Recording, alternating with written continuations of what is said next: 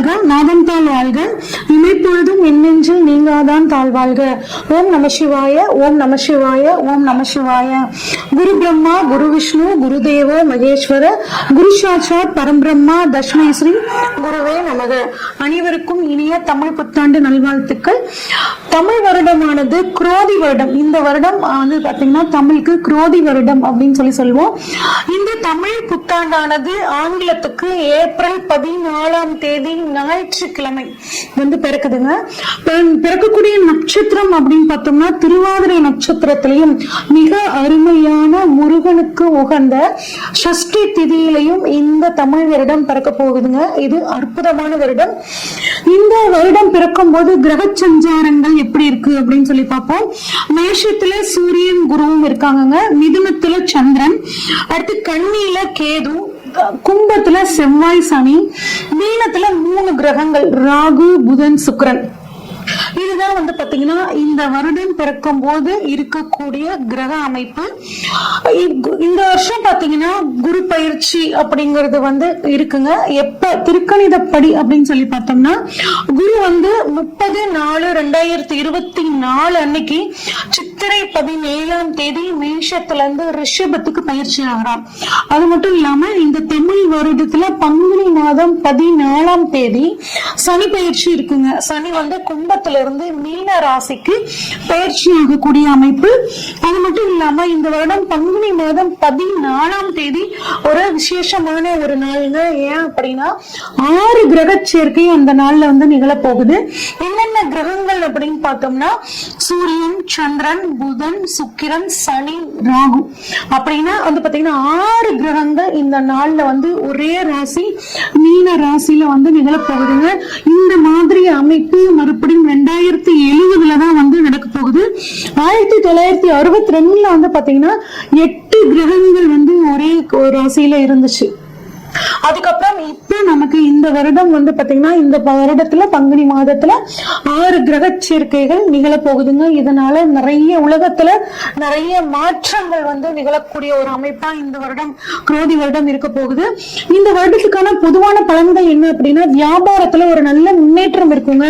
கல்வித்துறையில புதிய புதிய சீர்திருத்தங்கள் வரப்போகுது. பத்திரிகை துறையில இருக்கவங்களுக்கு ரொம்பவே நல்லா இருக்கும். பதிப்பகத்துல வந்து இருந்தவங்களுக்கு இந்த வருடம் செழிப்பாக இருக்கும். ஏன் அப்படின்னா நிறைய பேர் புத்தகங்கள் படிக்க ஆரம்பிப்பாங்க. அதனால புத்தகத்துறை பத்திரிகை துறை ரொம்ப நல்லா இருக்குங்க. மருத்துவத்துறையில புதிய புதிய கண்டுபிடிப்புகள் நல்லா இருக்கும். வானியல் ஆய்வு அதாவது அஸ்ட்ரானமி ஃபீல்ட்ல ரொம்பவே இந்த வருடம் நல்லா இருக்கும். இந்தியாவுக்கு வந்து பாத்தீங்கன்னா வெளிநாட்டு உதவிகள் நிறைய கிடைக்கும்.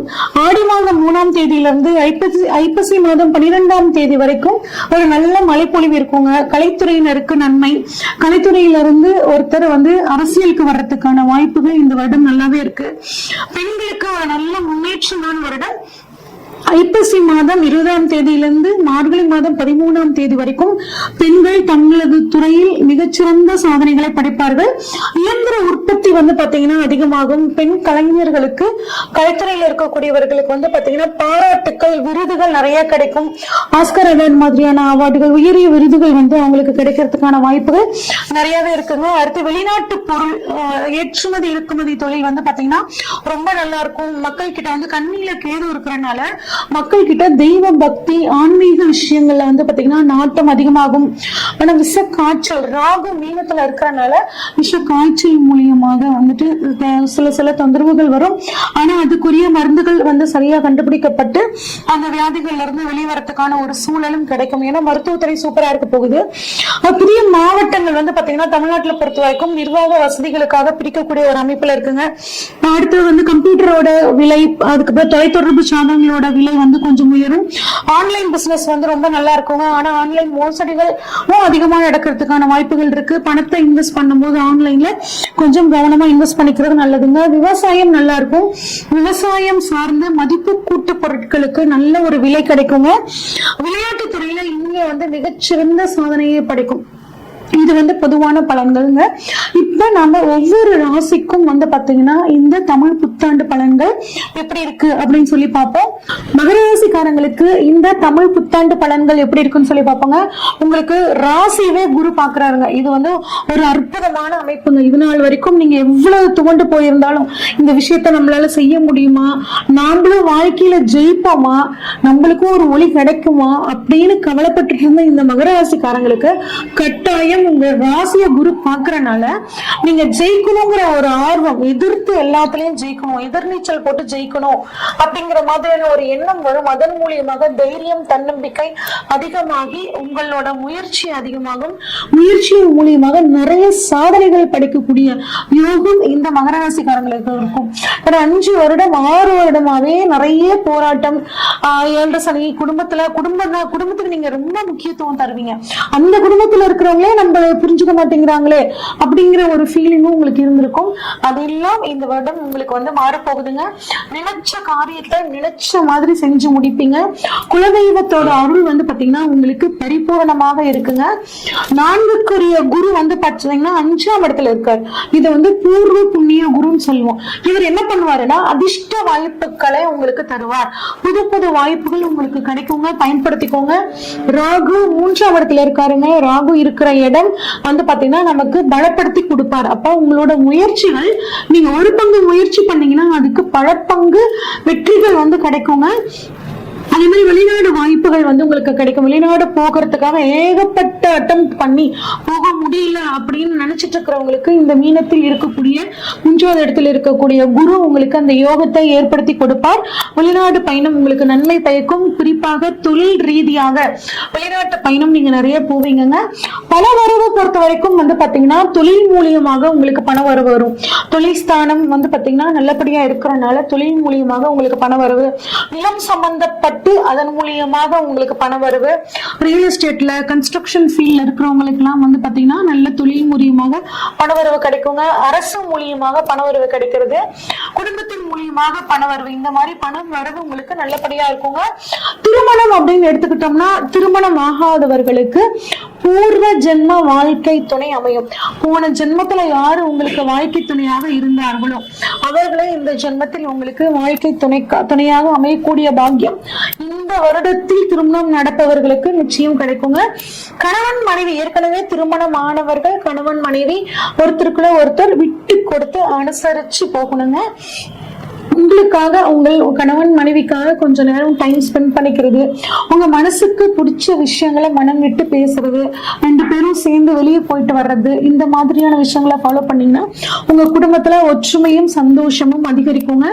அதாவது ரொம்ப நாளா காதலிச்சுட்டு இருக்கிறவங்களுக்கு காதல் திருமணம் நடக்கிறதுக்கான வாய்ப்புகளும் ரொம்பவே நல்லா இருக்கு. குழந்தை பாக்கியம் வந்து கட்டாயம் வந்து குழந்தை பாக்கியம் எல்லாத்துக்கும் கிடைக்கும். ஏன் அப்படின்னா 5ஆம் இடத்தில் குரு. குழந்தை பாக்கியம் இல்லாதவர்களுக்கு குழந்தை பாக்கியம், புதிதாக திருமணமானவர்களுக்கும் உடனே குழந்தை பாக்கியம் உருவாகிறதுக்கான ஒரு அற்புதமான வாய்ப்பு வந்து பாத்தீங்கன்னா இருக்குங்க. அதிர்ஷ்ட வாய்ப்புகள் உங்களை வந்து தேடி வரும். உங்க மனசு, சிந்தனை எல்லாமே வந்து பாத்தீங்கன்னா 5ஆம் இடத்தை குறிக்கக்கூடியது. அங்க குரு இருக்கிறது உங்களுக்கு தெளிவான சிந்தனையை கொடுப்பார். அடுத்து வந்து பாத்தீங்கன்னா வேலை எங்களுக்கு எப்படிங்க இருக்கும் அப்படின்னு கேட்டா, உங்க 6ஆம் அதிபதி புதன் வந்து பாத்தீங்கன்னா முயற்சி ஸ்தானம் அப்படிங்கிற 3ஆம் இடத்துல இருக்காருங்க. அப்ப உங்களோட முயற்சியின் மூலியமாக கட்டாயம் உங்களுக்கு நீங்க விரும்பிய வேலை உங்களுக்கு கிடைக்குங்க. குறிப்பாக சாஃப்ட்வேர் ஃபீல்ட்ல, கம்யூனிகேஷன் ஃபீல்ட்ல இருக்கிறவங்களுக்கு எல்லாம் விரும்பிய இடமாற்றம் மற்றும் ப்ரமோஷன்ஸ் கிடைக்குங்க. டிரான்ஸ்போர்ட், கலைத்துறை, ஆடிட்டிங், அக்கவுண்ட்ஸ், லாயர்ஸ் இவங்களுக்கு எல்லாம் வந்து பாத்தீங்கன்னா ரொம்பவே ஒரு நல்ல ப்ரமோஷன்ஸ், பணவரவு கிடைக்கிறதுக்கான ஒரு அற்புதமான சூழல் இருக்குங்க. உத்தியோகத்துல இதுவரைக்கும் ஏதாவது சிக்கல்கள், இடைஞ்சல் இருக்குன்னு ஃபீல் பண்ணிட்டு இருக்கிறவங்களுக்கு இந்த வருடம் உத்தியோகத்தில் இருந்து வந்த பிரச்சனைகள் சுமூகமாக தீரக்கூடிய ஒரு அமைப்பு இருக்குங்க. தொழில் எங்களுக்கு எப்படி இருக்கும் அப்படின்னு சொல்லி கேட்டீங்கன்னா, அரசாங்க ஒப்பந்தம் சம்பந்தப்பட்ட தொழில் பண்றவங்களுக்கு ரொம்பவே சூப்பரா இருக்குங்க. அரசாங்கத்தால உங்களுக்கு நன்மை கிடைக்க போகுது. அரசாங்கத்தை பேஸ் பண்ணி தொழில் பண்றவங்களுக்கு ரொம்பவே சூப்பர்.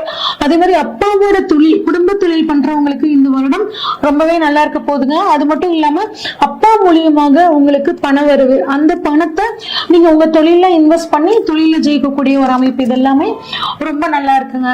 சரிங்க, ஏதாவது ஒரு சொத்தாவது நான் வாங்குவேனாங்க, என்ன ஒரு மிகப்பெரிய மிகப்பெரிய கனவா இருக்குங்க, வீடே வாங்க முடியல அப்படின்னா அவங்களுக்கு கட்டாயம் வீடு கட்டக்கூடிய யோகம் இருக்கு. உங்க ஜாதக ரீதியாகவும் உங்களுக்கு வீடு கட்டக்கூடிய அமைப்பு இருந்துச்சுன்னா இந்த நேரம் உங்களுக்கு ரொம்பவே சப்போர்ட் இருக்குங்க.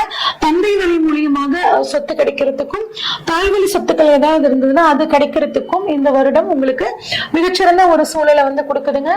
பெண்களை பொறுத்த வரைக்கும் இந்த வருடம் உங்களுக்கு அற்புதமா இருக்க போகுதுங்க. இது உங்களுக்கான காலம், ரொம்ப சூப்பரான காலம். இது வந்து பயன்படுத்திக்கோங்க. அனைத்து விதமான நன்மைகளும் உங்களுக்கு கிடைக்க போகுது.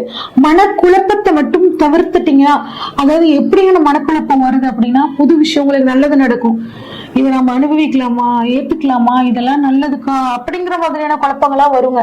உங்களுக்கு நல்ல காலம் பிறந்துருச்சு. உங்களுக்கு நல்ல வாய்ப்புகள், புதிதாக சின்ன அளவுல தொழில் தொடங்கணும் அப்படிங்கிற மாதிரியான ஆசைகள்லாம் இருந்துச்சு அப்படின்னா அதற்கான வாய்ப்புகள் இப்ப வரும். பயன்படுத்திக்கிறது ரொம்பவே நல்லதுங்க. குடும்பத்துல உங்களோட பேச்சுக்கு ஒரு நல்ல மரியாதை கிடைக்குங்க. ஆரோக்கியம், எங்களுக்கு உடல் ஆரோக்கியம் எப்படி இருக்கும் அப்படின்னு கேட்டீங்கன்னா, அம்மாவோட உடல் ஆரோக்கியம் ரொம்பவே சூப்பரா இருக்குங்க. உங்களோட உடல் ஆரோக்கியத்தை பொறுத்த வரைக்கும் தண்ணீர் பற்றாக்குறை அப்படின்னு வருவதால் நிறைய தண்ணி நீங்க குடிச்சுக்கிறது ரொம்பவே நல்லதுங்க. பச்சை நிற காய்கறிகளை உணவுல சேர்த்துக்கோங்க. நரம்பு சம்பந்தப்பட்ட சில பிரச்சனைகள் வரத்துக்கு வாய்ப்பு இருக்கு. அதை சரி பண்ணிக்கணும், தவிர்த்துக்கணும் அப்படின்னா பச்சை நிற காய்கறிகளை உணவுல சேர்த்துக்கோங்க. பெண்களாக இருக்கிற பட்சத்தில் கருப்பையை வந்து வலுவூட்டக்கூடிய உணவுகளை எடுத்துக்கிறதும், நிறைய தண்ணி குடிக்கிறதும் சிறுநீரகத்துல பிரச்சனைகள் வராம தடுக்குங்க. உங்களுக்கு இந்த வருடம் பரிகாரம் அப்படின்னா தயிர் சாத தானம், குறிப்பாக திங்கட்கிழமை வயதான பெண்களுக்கு வந்து பாத்தீங்கன்னா தானம் பண்ணணும். நாமகிரி அம்மன் வழிபாடும் பார்வதி அம்மன் வழிபாடும் பண்றது உங்களுக்கு மிகச்சிறந்த யோகத்தை கொடுக்கும். இதுவரைக்கும் நம்ம பார்த்த அனைத்துமே வந்து பாத்தீங்கன்னா பொதுவான பலன்கள் தாங்க. உங்களோட சுய ஜாதகத்துல கிரகங்கள் எங்க இருக்காங்க, குறிப்பா வருடக்கோள்களான குரு, ராகு, கேதுக்கள் எங்க இருக்காங்க, இதையும் கோச்சாரத்துல இருக்கக்கூடிய கிரக அமைப்பையும் வச்சு பார்க்கும்போது துல்லியமான பலன்களை எடுக்க முடியுங்க. உங்களோட ஜாதகத்தை இப்ப என்ன பலன்கள் நடக்குதுன்னு நீங்க தெளிவா தெரிஞ்சுக்கணும் அப்படின்னா ஸ்கிரீன்ல தெரியுற வாட்ஸ்அப் நம்பருக்கு உங்களோட ஜாதகத்தை அனுப்பிச்சு வைங்க. ஃபுல்லா உங்களோட ஜாதகத்தை ப்ரெடிக்ட் பண்ணிட்டு உங்களுக்கான கைடன்ஸை கொடுக்குறேங்க. நன்றி, வணக்கம்.